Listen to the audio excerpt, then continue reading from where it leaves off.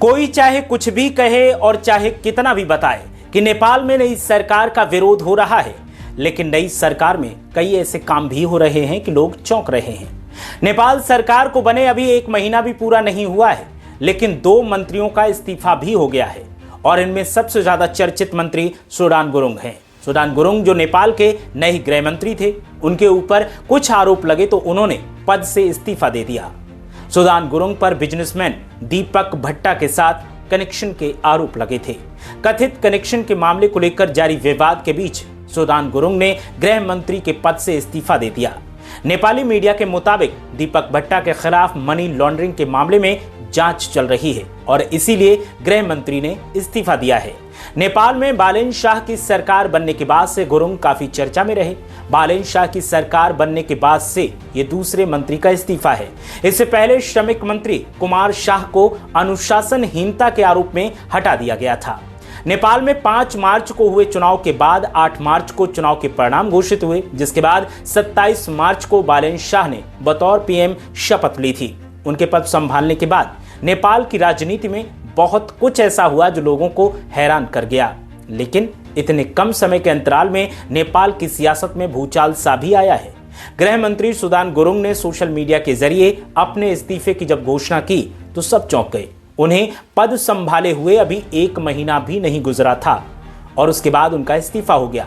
Sudan Gurung ने Facebook पर लिखा कि मुझसे जुड़े मामलों की निष्पक्ष जांच सुनिश्चित करने और पद पर रहते हुए किसी भी तरह के हितों के टकराव या प्रक्रिया पर किसी भी तरह के असर से बचने के लिए मैंने आज ये गृह मंत्री के पद से इस्तीफा दे दिया है।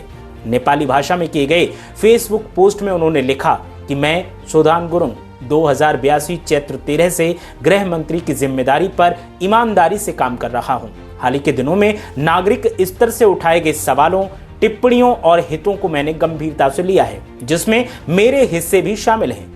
मेरे लिए पद से बड़ी कोई नैतिकता नहीं है और लोक आस्था से बड़ी कोई शक्ति नहीं है। देश में सुशासन, पारदर्शिता और जवाबदेही की मांग करने वाले जेन जी आंदोलन ने भी यही संदेश दिया है। जन जीवन स्वच्छ हो, नेतृत्व जिम्मेदार हो। मेरे 46 भाई बहनों के खून और बलिदान की आड़ में बनी सरकार पर कोई सवाल करे तो जवाब नैतिकता है और नैतिकता मेरी प्राथमिकता है। सुडान गुरुङ ने आगे कहा कि इसीलिए मैंने गृह मंत्री पद से इस्तीफा दे दिया है, जो आज से लागू होगा, जिससे मुझसे संबंधित विषयों पर निष्पक्ष जांच हो और पद के रहते हितों का टकराव दिखाई न दे और इससे कोई प्रभाव मेरी तरफ से न पड़े। मैंने अपनी ओर से नैतिक जिम्मेदारी ली है। अब मेरी अपील है कि प्रिय संचारकर्मी मित्रों, आम नेपाली भाइयों बहनों और युवाओं, अगर हम वास्तव में बदलाव चाहते हैं तो हम सभी को सच्चाई, ईमानदारी और आत्मशुद्धता के मार्ग पर खड़ा होना होगा। रामराज की लालसा रखने वाले भी त्याग और नैतिक साहस दिखाएं। मेरे देश के लिए और हमारे सुरक्षा बलों के सम्मान के लिए और नेपाल के युवाओं के लिए सुडान गुरुङ के इस्तीफे के बाद हिंदुस्तान के लोगों का कहना है कि जवाबदेही इसे कहते हैं। एक नेपाल के गृह मंत्री हैं जो आरोप लगे तो पद से इस्तीफा दे दिया और नैतिकता को अपनी प्राथमिकता बताया है। एक हमारा देश है।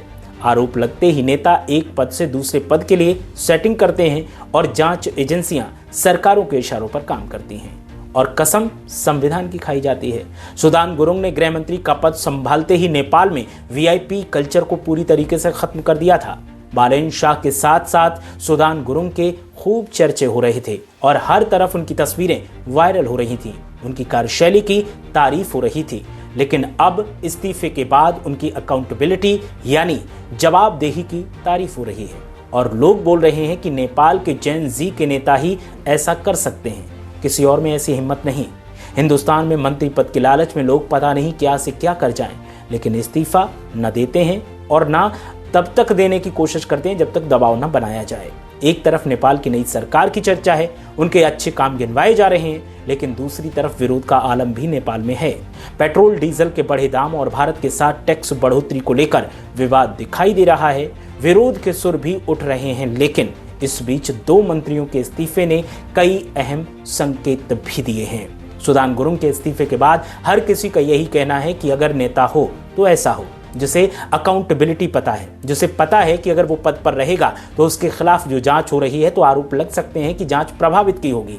इसीलिए सुडान गुरुङ ने इस्तीफा दिया और नैतिकता को प्राथमिकता बनाया। लेकिन हिंदुस्तान में ऐसा कम दिखता है। अगर नेता पर आरोप लगते हैं तो पूरी पार्टी साथ खड़ी हो जाती है। इस्तीफा देना तो दूर की बात है, जांच एजेंसियों पर दबाव बनाने की कोशिश की जाती है और पार्टी के प्रवक्ता अपने आरोपी नेता को भरसक बचाने की कोशिश करते हैं। लेकिन जब उनकी सारी कोशिशें फेल हो जाती हैं तब या तो नेता पर एक्शन होता है या फिर वो इस्तीफा देता है, और इस्तीफा तक तो नौबत बहुत देर में आती है। सुदान गुरुंग के इस्तीफे के बाद नेपाल के साथ साथ तमाम देशों में इसकी चर्चा है और हर किसी का यही कहना है कि ऐसे ही नेता, ऐसी ही राजनीति, ऐसी ही पार्टियां हर देश में होनी चाहिए, जैसे नेपाल में है कि सुदान गुरुंग पर आरोप लगे, उन्होंने इस्तीफा दिया, लेकिन पार्टी में किसी ने उनका बचाव नहीं किया बल्कि उनके इस्तीफे को स्वीकार किया गया। ऐसा हिंदुस्तान में क्या कभी हो सकता है? शायद नहीं, क्योंकि यहाँ के नेता तो पद पर रहने के लिए ही नेता बनते हैं। वो एन केन प्रकारेण पद पर बने रहने का कोई ना कोई उपाय तो ढूंढ ही लेते हैं। आरोप चाहे कितने भी लगे, चाहे कितना बड़ा भी हादसा हो जाए, लेकिन कभी कोई इस्तीफा देने के लिए तैयार नहीं होता। अकाउंटेबिलिटी कोई अपनी तय नहीं करता, जवाबदेही तय नहीं करता, और इसीलिए अक्सर हिंदुस्तानी नेताओं पर आरोप लगते हैं। नेपाल के सियासी सिनेरियो पर आपकी राय क्या है? हमें कमेंट करके जरूर बताएं। ये वीडियो अगर अच्छा लगा हो तो वीडियो को फेसबुक, इंस्टाग्राम और यूट्यूब पर लाइक करें, हमें फॉलो और सब्सक्राइब करें। इस वीडियो को बनाने में मदद की संजीत और चिराग शाक्य ने। मैं हूं आपके साथ हिमांशु।